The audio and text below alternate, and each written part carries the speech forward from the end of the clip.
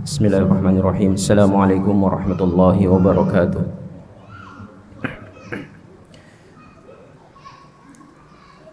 Alhamdulillahi rabbil alamin wa bihi nasta'in wa ala umuri dunya waddin. Wassalatu wassalamu ala asyrafil anbiya'i wal mursalin nabiyyina Muhammadin wa ala alihi wa ashabihi ajma'in, amma ba'du. Alhamdulillah, pada malam hari ini kembali Allah Subhanahu wa taala mengumpulkan kita, memberikan kita kesempatan serta kesehatan, kemudian memberikan kita banyak nikmat, sehingga Allah Subhanahu wa taala masih mempertemukan kita untuk datang duduk dalam salah satu majelis di salah satu rumah dari rumah-rumah Allah yang ada di muka bumi ini. Tak lupa kita bersalawat kepada junjungan kita Nabi Allah Muhammad sallallahu alaihi wasallam sebagai bentuk kecintaan kita kepada beliau, yang mana sampai hari ini beliau adalah salah satu-satunya manusia yang menjadi suri tauladan bagi kita umatnya, yang kita selalu mempelajari tentang kisah-kisah kehidupan beliau, dan dari kisah-kisah kehidupan itu kita mengambil pelajaran, kita mengambil hikmah, kita mengambil berbagai manfaat daripada apa yang beliau contohkan kepada kita, dan itu adalah merupakan bagian yang disebut sebagai sunnah dari Nabi kita Muhammad sallallahu alaihi wasallam. Kata Rasulullah, man ahabba sunnati, man ahya sunnati faqad ahabbani, wa man ahabbani kana ma'i fil jannah.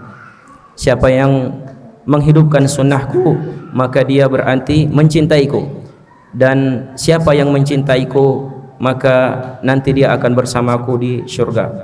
Semoga Allah Subhanahu wa taala memilih kita sebagai orang-orang yang membuktikan diri dengan mencintai sunnah-sunnahnya, sehingga bisa mendapatkan syafaat dari beliau Rasulullah sallallahu alaihi wasallam di akhirat nanti. Dan ini adalah merupakan satu bentuk juga kecintaan kita kepada beliau sallallahu alaihi wasallam, yang hal itu tidak hanya kita perlihatkan atau kita nampakkan pada suatu momen-momen tertentu saja, tetapi sesungguhnya bentuk kecintaan kita kepada Rasulullah sallallahu alaihi wasallam itu harus selalu kita tunjukkan, ya. Kita tunjukkan setiap saat, dan setiap saat itu kehidupan Rasulullah sallallahu alaihi wasallam adalah merupakan hikmah yang Allah Subhanahu wa taala berikan untuk kita sebagai umatnya mengikuti jejak langkah beliau sallallahu alaihi wasallam. Jemaah yang dimuliakan Allah Subhanahu wa taala, malam hari ini kita kembali melanjutkan pembahasan tentang kisah kehidupan dari baginda Rasulullah sallallahu alaihi wasallam yang kita kenal sebagai salah satu kisah atau sejarah dari Nabi kita Muhammad sallallahu alaihi wasallam, sehingga sering kita mendengarkan sebagai sirah dari Rasulullah atau sirah nabawiyah. Jamaah sekalian yang dimuliakan Allah Subhanahu wa taala, pertemuan sebelumnya kita membahas tentang dakwah Rasulullah sallallahu alaihi wasallam, yang mana kita ketahui bahwa beliau melalui dua tahapan dakwah, yaitu di tahapan awal ketika saat-saat awal beliau diutus sebagai nabi, beliau kemudian mendakwahkan agama Islam ini secara sembunyi-sembunyi. Kemudian pada tahapan yang kedua beliau mulai memperlihatkan dakwahnya secara terang-terangan. Olehnya itu di awal ayat yang Allah Subhanahu wa taala turunkan, yaitu dalam Al-Qur'an surat Al-Hijr, Allah Subhanahu wa taala berfirman, A'udzu billahi minasyaitonir rajim. Fasda' bima tu'mar wa a'rid 'anil musyrikin.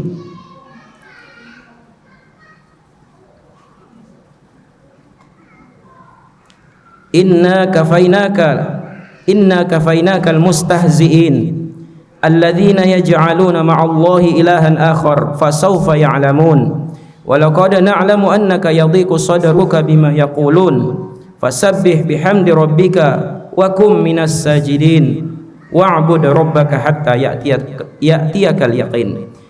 Jemaah sekalian, ayat ini memberikan pelajaran kepada kita, terus kepada Rasulullah SAW, di mana beliau diperintahkan oleh Allah Subhanahu wa taala dalam ayat ini, maka sampaikanlah olehmu wahai Muhammad secara terang-terangan segala apa yang diperintahkan kepadamu dan berpalinglah dari orang-orang yang musyrik.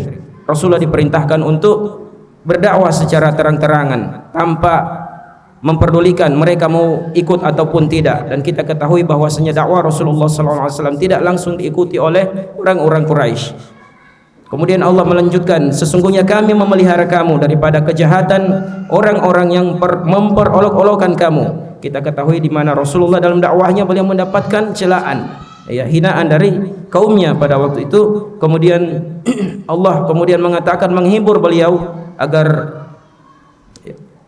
Allah Subhanahu wa taala akan memberikan perlindungan kepada beliau, yaitu orang-orang yang menganggap adanya Tuhan yang lain di samping Allah, maka mereka kelak akan mengetahui akibat-akibatnya.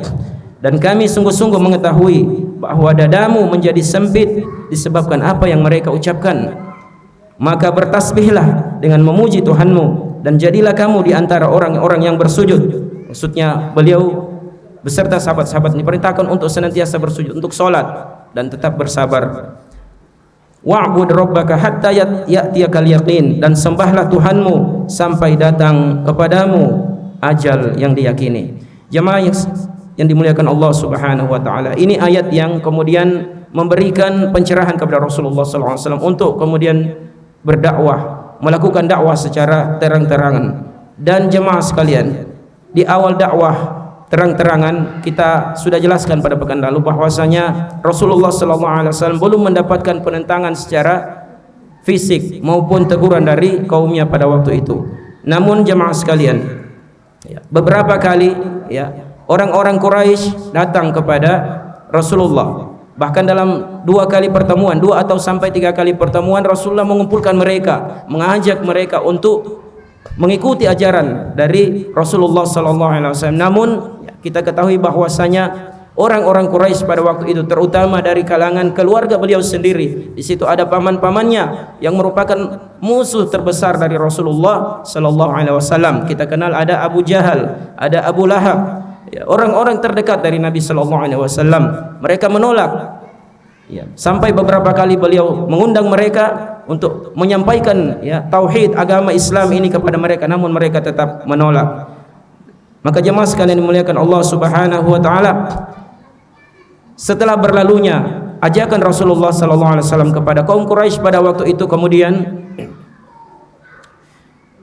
setelah itu di sepanjang hari-hari berlalu itu, kemudian ada hal lain yang membuat kaum Quraisy ini menjadi gundah. Apa itu jemaah sekalian? Selang beberapa hari atau beberapa bulan daripada dakwah Rasulullah SAW itu, mereka kemudian berpikir bahwasanya tidak lama lagi akan datang musim haji, di mana ketika musim haji itu orang-orang akan datang dari luar Mekah pada waktu itu, bahkan dari luar negara. Mereka datang untuk melaksanakan ibadah haji, dan ini masih dilakukan pada saat itu karena ajaran dari Nabi Ibrahim alaihissalam yang waktu itu masih bertahan sampai kepada beberapa orang, bahkan kepada orang-orang Quraisy secara umum itu masih mereka praktekkan. Mereka masih mengadakan tawaf di sekitar Ka'bah.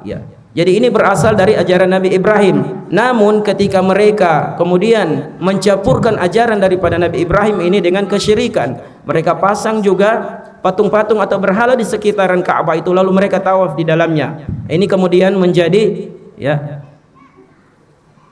kekeliruan atau menjadi sebuah masalah besar, sehingga ajaran yang diajarkan atau yang dibawa oleh Nabi Ibrahim sebelumnya itu sudah mulai bercampur dengan yang namanya kesyirikan. Maka jemaah sekalian, mereka kemudian memikirkan bagaimana nanti ketika orang-orang yang berasal dari luar kota Mekah untuk datang berhaji, agar supaya mereka tidak mendengarkan atau tidak mengetahui tentang ajaran yang dibawa oleh Rasulullah Muhammad SAW.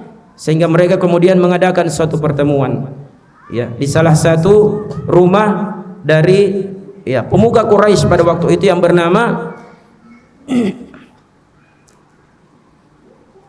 Al-Walid bin Al-Mughirah. Jadi Al-Walid bin Al-Mughirah ini salah satu pemuka dari orang Quraisy. Mereka kemudian mengadakan sebuah pertemuan di rumah Al-Walid bin Mughirah. Ya. Setelah mereka berkumpul di rumah tersebut, orang-orang yang diundang oleh Al-Walid bin Mughirah kemudian bertanya kepada Al-Walid, ya, katakan kepada kami, bagaimana kira-kira pendapatmu tentang Muhammad? Apa yang bisa kita jadikan acuan atau yang kita bisa tuduhkan kepada Muhammad ini, agar supaya orang-orang yang datang dari luar Mekah yang akan datang untuk berhaji nanti tidak akan ikut-ikutan dengan agamanya. Lalu kemudian Al-Walid berkata, ya kalau begitu justru kalian yang harus mengemukakan pendapat kalian dan nanti aku yang sebagai pendengar. Nah, orang-orang ini kemudian berkata, bagaimana kalau kita katakan saja dia adalah seorang dukun? Al-Walid kemudian menjawab, tidak, demi Allah, dia ini bukan dukun. Kita sudah tahu bagaimana prakteknya para dukun-dukun, ya, atau bacaan-bacaan, ya. Kita tidak mendapatkan, ya, mantra-mantra yang dibacakan oleh Muhammad ini. Mereka pun tidak bersepakat. Kemudian dikatakan lagi kepada Al-Walid, begini saja, bagaimana kalau kita katakan dia sebagai orang yang gila? Al-Walid bin Mughirah kemudian menjawab, tidak, demi Allah, dia bukan orang gila. Kita telah mengetahui, ya, seperti apa itu yang dikatakan gila. Dan kita juga sudah mengenal bahwa Muhammad ini bukan orang yang gila. Sedangkan yang dia katakan juga bukan dalam keadaan tertekan atau juga kerasukan ataupun penyakit-penyakit psikologi yang lain. Kemudian dikatakan lagi oleh orang-orang tadi, bagaimana kalau kita katakan saja dia adalah seorang penyair? Kemudian Al-Walid bin Mughirah mengatakan, dia bukan penyair. Kita telah mengenal bagaimana bentuk-bentuk syair di kalangan orang Arab, ya. Sedangkan yang dia katakan itu bukan syair. Ini mereka sudah tahu sebenarnya bahwa apa yang Rasulullah sampaikan, apa yang Allah Subhanahu wa taala firmankan kemudian disampaikan oleh Rasulullah bukan merupakan syair-syair yang sebagaimana menjadi kebiasaan orang-orang Mekah pada waktu itu. Mereka kemudian mengatakan, kalau begitu apa yang harus kita katakan kepadanya? Maka Al-Walid bin Mughirah kemudian mengatakan, demi Allah, sesungguhnya ucapan yang dia katakannya itu amatlah manis dan indah, ya. Akhirnya akarnya itu seperti pohon, ya, ibarat pohon yang cabangnya ibarat pohon yang rindang. Tidaklah kalian menuduhnya dengan salah satu dari hal tersebut, melainkan akan diketahui kebatilannya. Sesungguhnya pendapat yang lebih dekat, ya, ini kata Al-Walid, ya, pendapat yang lebih dekat untuk bisa menggambarkan diri Muhammad itu adalah dengan menuduhnya sebagai tukang sihir. Kita tuduh saja dia sebagai tukang sihir. Kenapa? Karena dengan sihir ini kita katakan bisa membawa seseorang atau bisa membawa suatu ucapan berupa sihir yang mampu memisahkan antara seseorang dengan bapaknya, seseorang dengan saudaranya, atau seorang suami dengan istrinya. Kita kenal, ya, bahwa sihir itu bisa memisahkan antara suami istri, pasangan, dan dia lebih cocok untuk dikatakan sebagai seorang penyihir. Nah, ini kata Al-Walid bin Mughirah. Sebagian riwayat, ya, disebutkan bahwa tak kala Al-Walid bin Mughirah ini, ya, menolak semua pendapat dari orang-orang Quraisy yang dia undang ke rumahnya tadi, ya, maka mereka kemudian mengatakan, ya, kemukakanlah kepada kami pendapatmu yang tidak ada celahnya, karena tidak ada kesepakatan pada waktu itu apa yang mau dituduhkan kepada Muhammad. Maka dia meminta, begini saja, wahai Al-Walid, coba kemukakan saja kira-kira apa pendapatmu yang lebih cocok, yang tidak ada lagi celahnya, yang orang bisa percaya tentang tuduhan kita kepada Muhammad. Maka Al-Walid kemudian berpikir, dia berpikir sampai menguras otaknya, ya, untuk bisa mencari kira-kira tuduhan apa yang kemudian bisa dituduhkan kepada Muhammad ini, ya. Maka mengenai Al-Walid ini dia sampai berpikir, ya, bagaimana nanti dia menuduhkan kepada Rasulullah. Allah kemudian menurunkan 16 ayat yang merupakan bagian dari surat Al-Mudaththir, ya. Jadi surat Al-Mudaththir dari ayat ke-11 hingga ayat ke-26.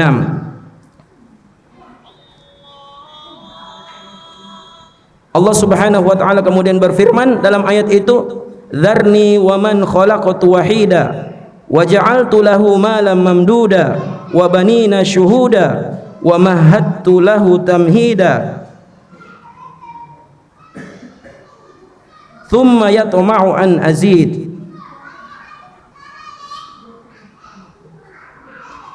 Kalla innahu kana li ayatina anida saurhiquhu sa'uda. Innahu fakkara wa qaddar faqutila kaifa qaddar thumma qutila kaifa qaddar thumma nazar thumma abasa wa basar thumma adbara wastakbar faqala in hadha illa sihrun yu'thar in hadha illa qaulul bashar sauslihi saqar wa ma adraka ma saqar la tubqi wa la tadhar lawahatul lil bashar 'alaiha tis'ata asyar. Jadi dari ayat 11 sampai ayat ke 26. Apa terjemahannya jemaah sekalian? Allah Subhanahu wa taala berfirman, biarkanlah aku bertindak terhadap orang yang telah menciptakannya sendirian dan aku jadikan baginya harta benda yang banyak. Ya, jadi Al-Walid bin Mughirah ini ya orang sebagai tokoh Quraisy, pemuka Quraisy yang memiliki harta yang banyak juga. Dan anak-anak yang selalu bersama dia juga punya anak-anak yang banyak. Dan kulapangkan baginya rezeki, kekuasaan dengan selapang-lapangnya. Kemudian dia ingin sekali supaya aku menambahnya. Sekali-kali tidak, aku akan tambah, karena sesungguhnya dia menentang ayat-ayat kami Al-Quran. Aku akan membebaninya dengan mendaki pendakian yang memayahkan. Sesungguhnya dia telah memikirkan dan menetapkan apa yang ditetapkannya. Maka celaka dia, bagaimana dia menetapkan? Kemudian celakalah dia, bagaimana dia menetapkan? Kemudian dia memikirkan, sesudah itu dia bermasa muka dan merengut. Kemudian dia berpaling dari kebenaran dan menyombongkan diri. Lalu dia berkata, Al-Quran ini tidak lain hanyalah sihir yang dipelajari dari orang-orang yang terdahulu. Ini tidak lain hanyalah perkataan manusia. Aku akan memasukkannya ke dalam neraka Sakor. Tahukah kamu apakah neraka Sakor itu? Sakor itu tidak meninggalkan dan tidak membiarkan. Neraka Sakor adalah pembakar kulit manusia dan di atasnya ada 19 malaikat penjaga. Jadi jemaah sekalian, Allah menegaskan ya tentang Al-Walid bin Mughirah ini dengan apa yang dia pikirkan pada waktu itu. Bagaimana bisa memberikan tuduhan agar orang-orang yang datang ke Mekah untuk melaksanakan ibadah haji bisa percaya. Maka jemaah sekalian, disepakatilah pada pertemuan waktu itu bahwasanya mereka akan menuduhkan kepada Rasulullah Muhammad ini sebagai seorang penyihir. Maka tak kalah ya disepakati, mereka mulai menerapkannya. Ini mulai diterapkan dengan mereka duduk-duduk di sepanjang jalan ya yang biasa didahului atau yang dilalui oleh kabilah-kabilah atau delegasi-delegasi dari daerah lain ya, dari luar Arab yang datang untuk melaksanakan haji pada musim haji tahun itu. Setiap ada orang yang lewat, maka mereka berusaha untuk memperingatkan dan mereka singgung di hadapan perihal Rasulullah. Disampaikan jangan kau percaya itu Rasulullah, jangan kau percaya itu Muhammad ya, itu seorang penyihir ya. Namun Rasulullah sallallahu alaihi wasallam apa yang beliau lakukan ya, manakala pada musim haji itu Rasulullah kemudian ya menunggu atau membuntuti para jamaah-jamaah yang datang sampai ke suatu tempat atau ke pasar-pasar yang ada di kota Mekah pada waktu itu. Beliau kemudian mengajak mereka untuk menyembah Allah, memperkenalkan agama Islam kepada mereka, memperkenalkan tauhid. Kemudian ya Abu Lahab ya, ini salah satu juga.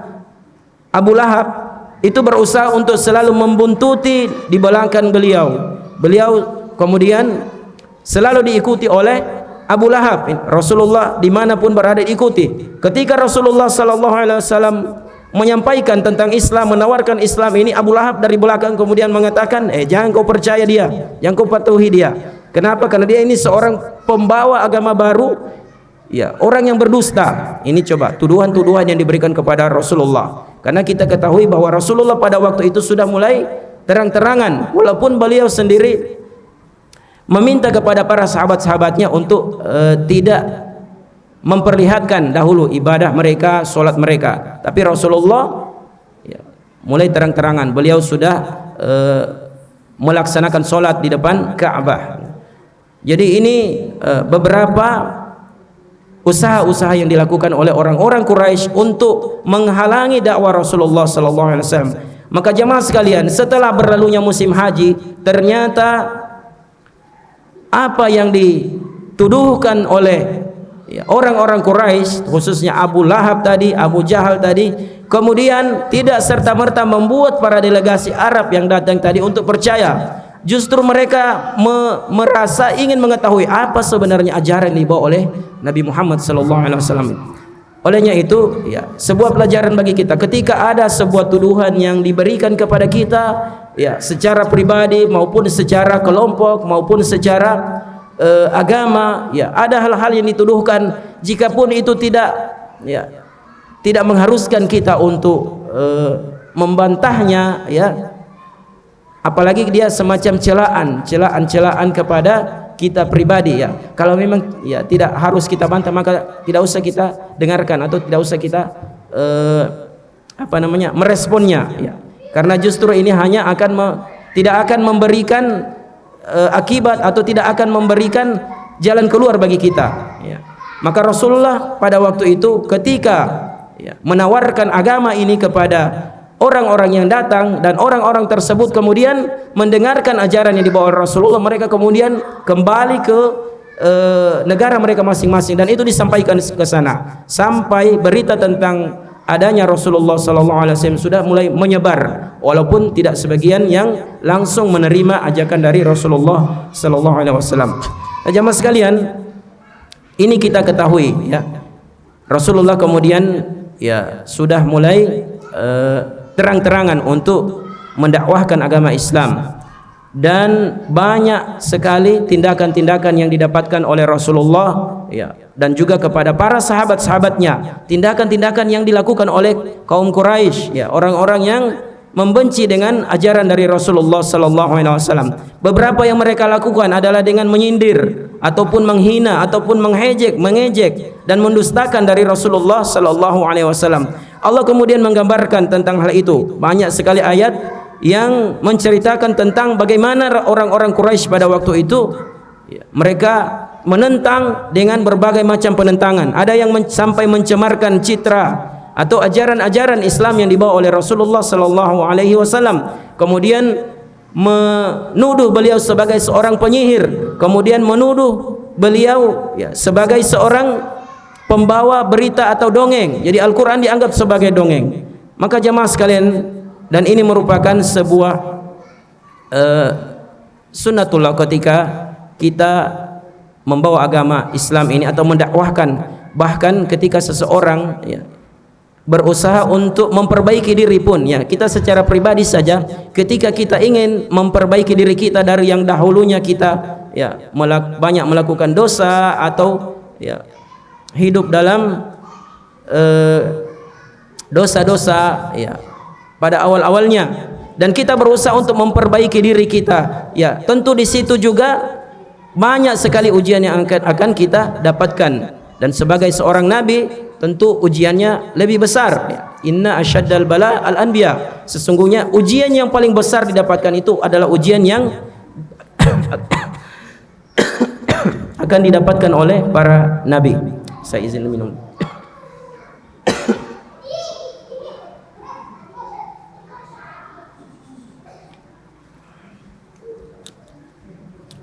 Jemaah sekalian, kita sampaikan di sini ada beberapa bentuk-bentuk penindasan yang didapatkan oleh Rasulullah sallallahu alaihi wasallam dan juga para sahabatnya. Yang pertama jemaah sekalian,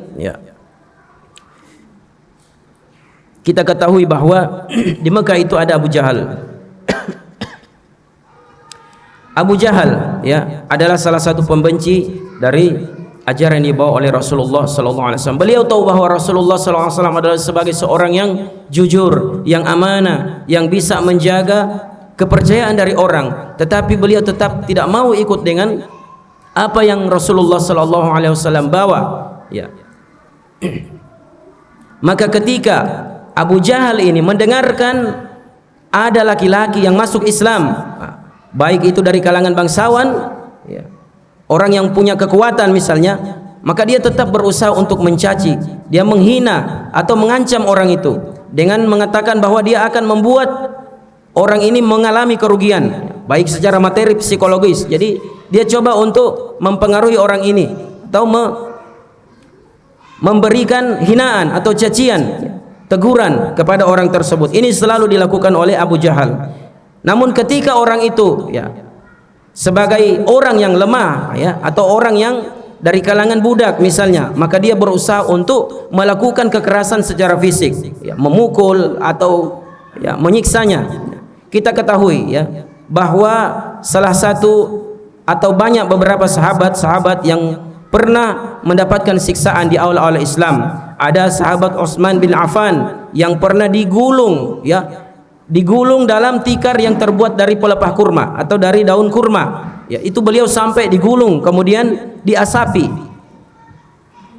Kita ketahui ada Mus'ab bin Umair yang pada waktu itu beliau adalah salah satu sahabat yang muda yang sebelumnya beliau tinggal di tengah-tengah keluarga yang memiliki kecukupan. Dia kemudian mengenal Rasulullah, kemudian masuk Islam, lalu kemudian beliau diusir oleh ibunya sendiri, diusir dari rumah, bahkan tidak diberi makan.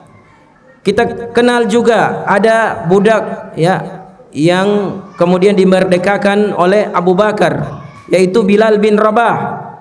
Ini salah satu budak dari Umayyah bin Khalaf.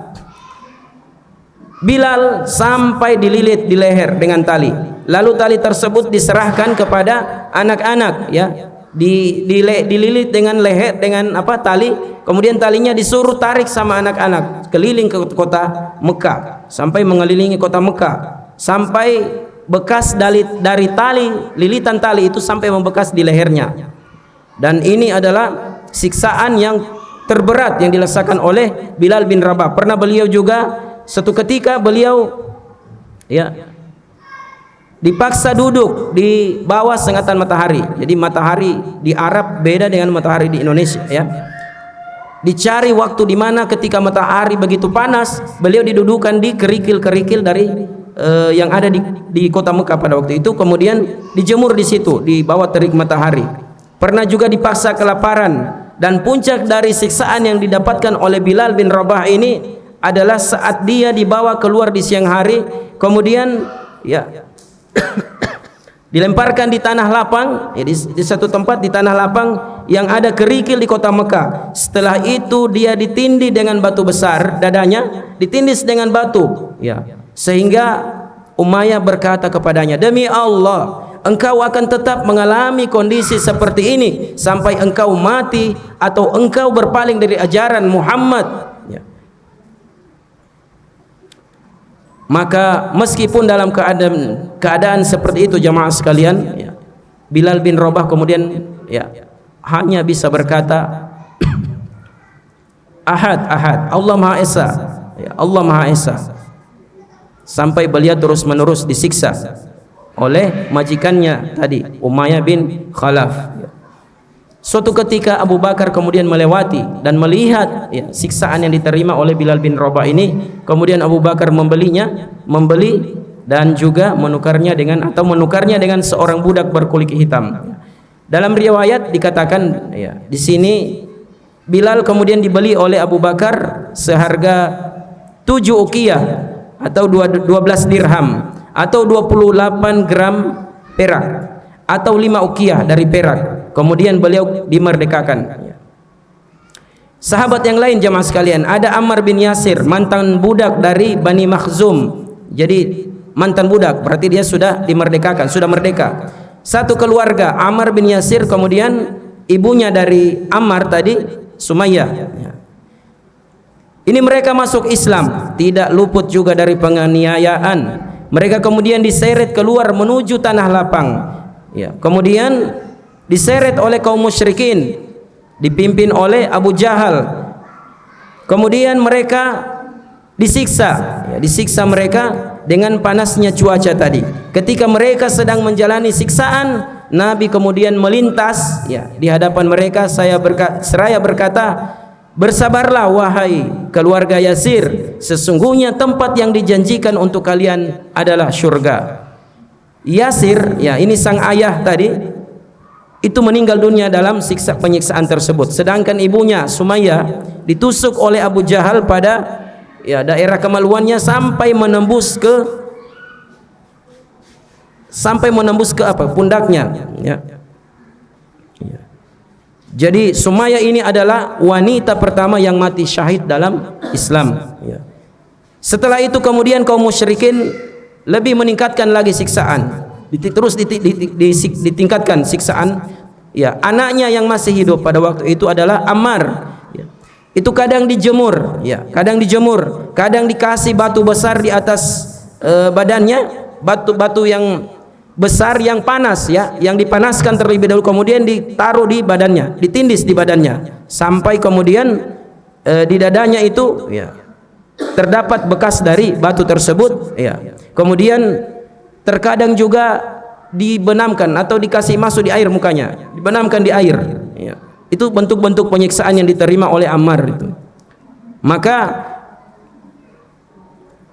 mereka kemudian mengatakan, ya, kami akan terus menyiksamu sehingga engkau mencaci Muhammad atau mengatakan sesuatu yang baik terhadap Lata dan Uzza, ini berhalanya, ya. Maka Ammar pada waktu itu dengan terpaksa, ya, ini terpaksa kemudian beliau mengatakan, ya, beliau mengatakan, maka dia pun dengan terpaksa menyetujui hal itu. Setelah kejadian itu dia mendatangi Rasulullah sallallahu alaihi wasallam sambil menangis dan meminta maaf, ya. Sehingga Allah Subhanahu wa taala kemudian menurunkan ayat, man kafara billahi min ba'di imanihi illa man ukriha wa qalbuhu mutmainnun bil iman. Siapa yang kafir kepada Allah setelah dia beriman, kemudian dia mendapatkan kemurkaan dari Allah, kecuali orang yang dipaksa kafir padahal hatinya tetap tenang dan beriman, ya. Jadi, ya, memang beliau terpaksa, ya, mengatakan apa yang diinginkan oleh Abu Jahal tadi yang menyiksa beliau, ya. Dan itu secara terpaksa, tapi Allah Subhanahu wa taala kemudian menurunkan ayat ini bahwa, ya, kalau itu secara terpaksa maka beliau kemudian dimaafkan, ya. Karena walaupun lisannya mengatakan itu tetapi hatinya tetap beriman kepada Allah Subhanahu wa taala. Jemaah sekalian, banyak sekali dari kalangan sahabat yang kemudian mendapatkan siksaan dari orang-orang Quraisy. Kita tidak bisa menyebutkan seluruhnya. Kemudian bagaimana bentuk-bentuk, ya, siksaan yang didapatkan oleh Rasulullah sallallahu alaihi wasallam. Kita ketahui bahwa Rasulullah sendiri adalah salah satu orang yang dikenal terhormat, ya, berasal dari keluarga yang terhormat, keluarga pemimpin di Mekah pada waktu itu. Kemudian beliau juga orang yang dianggap berwibawa, orang yang jarang didapatkan, sehingga di seluruh kota Mekah tidak ada orang yang mendapatkan gelar sebagaimana gelar yang diberikan kepada Rasulullah sallallahu alaihi wasallam. Olehnya itu orang-orang Quraisy belum berani untuk melakukan penyiksaan, ya, ataupun penghinaan, ya, baik itu secara lisan maupun fisik. Lalu apa yang mereka lakukan, jemaah sekalian? Mereka suatu ketika datang kepada paman beliau, ya, karena paman beliau adalah Abu Thalib pada waktu itu sebagai seorang pemuka suku, ya, dianggap sebagai orang yang sangat berpengaruh di kota Mekah, sehingga mereka datang kepada pamannya, kemudian berkata kepada Abu Thalib, wahai Abu Thalib, sesungguhnya keponakanmu ini Muhammad telah mencaci Tuhan-Tuhan kita, mencela agama kita, menganggap kita ini sudah menyimpang dan menganggap nenek moyang kita sesat. Karenanya wahai Abu Thalib, engkau hanya punya dua alternatif, ya. Apakah engkau mencegah keponakanmu ini atau membiarkan kami dengan dia yang menyelesaikan urusan ini? Sesungguhnya kondisimu adalah sama seperti kami, ya. Kamu juga mengikuti agama nenek moyang kita dan kami juga mengikuti agama nenek moyang kita. Oleh karena itu kami berharap kamu dapat mengendalikan keponakanmu ini atau menghentikan ajaran yang dia bawa. Kemudian Abu Thalib berkata kepada mereka dengan tutur kata yang lembut. Ditolaklah, ya, keinginan dari orang-orang Quraisy dengan cara yang lembut. Apakah mereka, ya, merasa puas? Tidak. Berlalu waktu, ternyata Rasulullah tetap, ya, terang-terangan mendakwahkan agama Islam, ya. Diketahui bahwa banyak sudah para sahabat yang kemudian masuk Islam dari kalangan orang-orang Quraisy pada waktu itu. Bahkan ya, orang yang sudah berkeluarga pun itu sudah tercerai. Ketika ada salah satunya yang sudah mengikuti ajaran dari Rasulullah, mereka kemudian ya terpisah. Ya. Kita ketahui dahulunya Abu Lahab itu punya anak, ya, Utbah dengan Utaibah. Itu dinikahkan dengan anak dari Rasulullah sallallahu alaihi wasallam. Namun ketika Rasulullah diutus sebagai nabi dan menyampaikan ajaran Islam, itu langsung dia suruh ceraikan anaknya dengan anaknya Rasulullah. Olehnya itu, ya, mereka tetap berusaha bagaimana caranya agar bisa menghentikan dakwah dari Rasulullah sallallahu alaihi wasallam. Kesempatan kedua kemudian mereka datang lagi kepada Abu Talib. Ya Abu Talib, sesungguhnya usia, kebangsawanan, kedudukanmu ini sangat bernilai di sisi kami. Ya, dan sesungguhnya pula kami telah memintamu untuk menghentikan apa yang telah dilakukan oleh keponakanmu ini, menyebarkan agama yang baru ini. Namun engkau tidak mengindahkannya. Demi Allah, sesungguhnya kami tidak sabar lagi wahai Abu Talib atas perbuatannya yang mencela nenek moyang kita, menganggap kita sesat, mencemooh Tuhan-Tuhan kita, kecuali jika engkau sendiri yang mencegahnya, atau kalau tidak kami yang akan membuat perhitungan dengannya, bahkan denganmu pun. Ya, setelah itu kita lihat siapa yang, ya, di antara dua pihak ini yang akan binasa. Jamaah sekalian, ancaman dari orang-orang Quraisy ini kemudian membuat gundah, ya, paman beliau Abu Talib. Dan kita tahu bahwa Abu Talib pada waktu itu masih belum mengikuti apa yang diajarkan oleh Rasulullah. Kemudian ya Abu Talib memanggil Nabi Muhammad sallallahu alaihi wasallam. Ya, beliau memanggil Rasulullah, kemudian mengatakan kepada Rasulullah, wahai keponakanku, sesungguhnya kaummu telah mendatangiku mengatakan yang begini-begini, ya. Maka coba kasihanilah aku dan juga dirimu. Jangan kamu bebani diriku dan juga dirimu dengan sesuatu yang tidak mampu kita lakukan. Rasulullah kemudian sambil menangis, ya, beliau kemudian mengatakan kepada pamannya Abu Talib, beliau mengira bahwa pamannya ini sudah tidak mampu untuk melindunginya. Kata beliau sallallahu alaihi wasallam, wahai pamanku, demi Allah, andai kata mereka meletakkan matahari ini di tangan kananku dan bulan di tangan kiriku agar aku meninggalkan urusan ini, niscaya aku tidak akan meninggalkannya hingga Allah memenangkannya atau aku yang akan binasa. Ya, beliau mengungkapkan ini jemaah sekalian dengan berlinang air mata, ya, lalu berdiri dan meninggalkan pamannya. Namun pamannya kemudian memanggilnya, dipanggil kembali Nabi sallallahu alaihi wasallam. Apa kata pamannya? Pergilah wahai keponakanku, kalau begitu katakan apa saja yang engkau kehendaki. Demi Allah, sekali-kali aku tidak akan pernah menyerahkanmu kepada siapapun. Maka jamaah sekalian, pamannya Rasulullah sallallahu alaihi wasallam tetap memberikan perlindungan kepada beliau di tengah desakan dari orang Quraisy untuk menghentikan dakwah dari Rasulullah sallallahu alaihi wasallam. Maka tak kala kaum Quraisy melihat Rasulullah masih terus melakukan aktivitasnya, beliau masih berani untuk sholat di depan Ka'bah, terang-terangan mengajak orang kepada Islam, ya, mereka kemudian mencoba lagi kesempatan ketiga. Dia bawa salah satu pemuda, ya, orang yang terbaik, pemuda yang terbaik di kalangan kaum Quraisy pada waktu itu, ya, kemudian dibawa kepada pamannya Abu Talib, ya, dibawa kepada pamannya. Kemudian mereka mengatakan kepada pamannya, wahai Abu Talib, ini ada seorang pemuda, ya, yang paling gagah, yang paling tampan, yang terbaik di kalangan kaum Quraisy. Ambil dia, lalu engkau boleh menjadi penanggung jawab atau pembelanya. Engkau jadikan saja dia anak, ya, sebagai ganti daripada keponakanmu ini. Ya. Jadi serahkan keponakanmu kepada kami dan ambil ini anak kepadamu. Kau pelihara dia. Ya. Apa kata paman dari Rasulullah, Abu Talib? Demi Allah, sungguh tawaran kalian tersebut sesuatu yang sangat murahan.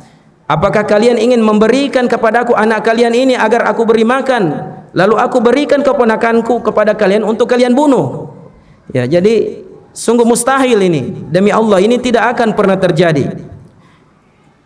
Jadi jamaah sekalian, terjadi tawar-menawar antara orang-orang Quraisy dan juga paman Nabi sallallahu alaihi wasallam. Kita ketahui bahwa Rasulullah sangat dicintai oleh pamannya. Maka jemaah sekalian, ya, berbagai macam tindakan ataupun desakan permintaan sama sekali tidak membuat paman Rasulullah sallallahu alaihi wasallam memberikan Rasulullah kepada mereka, sehingga keinginan dari orang-orang Quraisy semakin bertambah. Mereka mulai melakukan penyiksaan secara terang-terangan kepada Rasulullah sallallahu alaihi wasallam. Namun Allah Subhanahu wa taala tetap melindunginya, melindungi beliau sallallahu alaihi wasallam. Tak kala Rasulullah pernah suatu ketika sedang solat di depan Ka'bah, jemaah sekalian, lalu ada sekelompok orang-orang Quraisy yang melihat Rasulullah sedang sujud. Dilihat sedang sujud, mereka kemudian berkata, "Wahai para pemuda Quraisy, siapakah di antara kalian yang berani mengambil kotoran unta atau perut unta itu lalu meletakkannya di atas pundak dari Rasulullah, dari Muhammad ini?" Mendengar itu, salah seorang dari pemuda tadi, salah seorang dari pemuda tersebut mengatakan, "Saya bisa." Maka dia kemudian mengambil kotoran itu lalu kemudian meletakkannya di pundak Rasulullah sallallahu alaihi wasallam.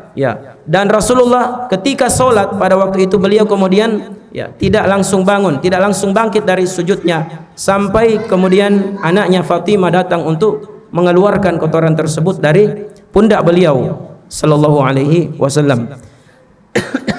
Nah,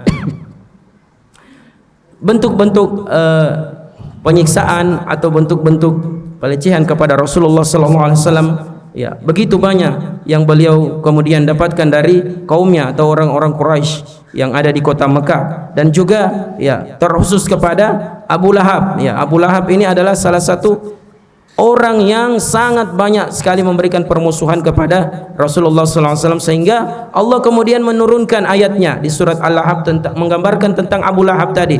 Bahkan istrinya pun itu masuk dalam surat itu, yang bernama Ummu Jamil bin Harb.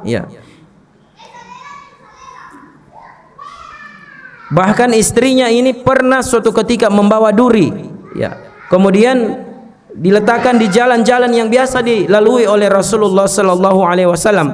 Pernah juga pada suatu malam diletakkan di depan pintu rumah Rasulullah sallallahu alaihi wasallam agar ketika Rasulullah keluar menginjak duri tersebut. Olehnya itu kemudian disebutkan dalam Al-Qur'an dari istri Abu Lahab ini sebagai hammalatul hatab atau wanita pembawa kayu bakar, karena dia adalah salah satu wanita yang suka memberikan berita dusta atau memberikan fitnah kepada Rasulullah sallallahu alaihi wasallam. Kemudian juga banyak sekali memberikan gangguan, sehingga Rasulullah sallallahu alaihi wasallam pada waktu itu mendapatkan penentangan dari Abu Lahab dengan istrinya ini, sehingga Allah Subhanahu wa taala kemudian menurunkan surat Al-Lahab tadi.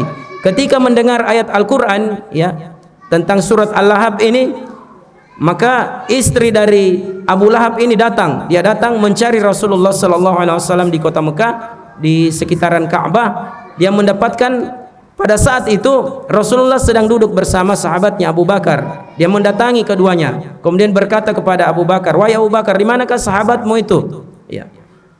Dia tidak bisa melihat Rasulullah sallallahu alaihi wasallam yang duduk di sisi Abu Bakar. Maka Abu Bakar menjawab, "Apa yang membuat engkau marah?" Dijawab oleh istrinya dari Abu Lahab ini, "Saya sudah mendengarkan bahwa dia telah mencela keluargaku. Jika seandainya dia berada di sini, maka saya akan melemparkan batu yang saya bawa ini dan akan melukainya." Sehingga setelah itu kemudian dia kembali, istri Abu Lahab ini kembali, dan Rasulullah sallallahu alaihi wasallam yang berada di sisi Abu Bakar itu kemudian tidak mampu untuk dilihat oleh istrinya Abu Lahab ini. Abu Lahab kemudian mengatakan, Abu Bakar kemudian mengatakan, "Wahai Rasulullah, apakah dia tidak bisa melihatmu?" Rasulullah kemudian mengatakan, Allah Subhanahu wa taala telah menghilangkan penglihatannya dariku sehingga dia tidak mampu untuk melukaiku. Jadi jemaah sekalian, ini adalah sebuah contoh di mana Rasulullah SAW mendapatkan perlakuan yang begitu banyak, kejelekan yang didapatkan oleh Rasulullah SAW dari kaumnya. Orang-orang Quraisy tidak membuat Rasulullah SAW begitu saja meninggalkan dakwah yang disampaikannya di kota Mekah pada waktu itu. Olehnya itu Pelajaran bagi kita bahwasanya ya banyak sekali tantangan ya. Kita mungkin hari ini tidak seperti zaman dahulu ya. Di masa Rasulullah SAW di awal-awal beliau kemudian menyampaikan agama Islam ini secara sembunyi-sembunyi maupun secara terang-terangan. Ya, mereka datang di bukit-bukit untuk sholat saja. Di awal-awal Islam mereka harus mencari tempat yang lebih aman untuk bisa melakukan sholat, untuk bisa mengajarkan agama Islam kepada para sahabat-sahabatnya. Namun hari ini jamaah sekalian begitu banyak majelis-majelis atau tempat-tempat untuk kita mendapatkan ilmu tentang agama Islam ini, untuk kita belajar tentang apa yang Allah Subhanahu wa taala syariatkan kepada kita. Olehnya itu ya semoga Allah Subhanahu wa taala memberikan kita kekuatan untuk terus mendakwahkan agama Allah Subhanahu wa taala ini apapun yang kita ketahui ya. Untuk kita bisa memberikan kebaikan kepada orang lain, saudara-saudara kita maupun keluarga kita. Dan tentunya itu merupakan sebuah kebaikan bagi kita ketika kita mengajak orang lain kepada kebaikan, maka tentu kebaikan itu juga akan sampai kepada kita semua. Jemaah sekalian, inilah pembahasan kita pada kesempatan hari ini. Semoga Allah Subhanahu wa taala memberikan kita kesehatan dan kesempatan untuk bisa melanjutkan pada kesempatan berikutnya tentang perjalanan dari Nabiullah Muhammad sallallahu alaihi wasallam. Demikian, subhanallah bihamdihi, subhanallah bihamdika, asyhadu an la ilaha illa anta, astaghfiruka wa atubu ilaik. Assalamualaikum warahmatullahi wabarakatuh.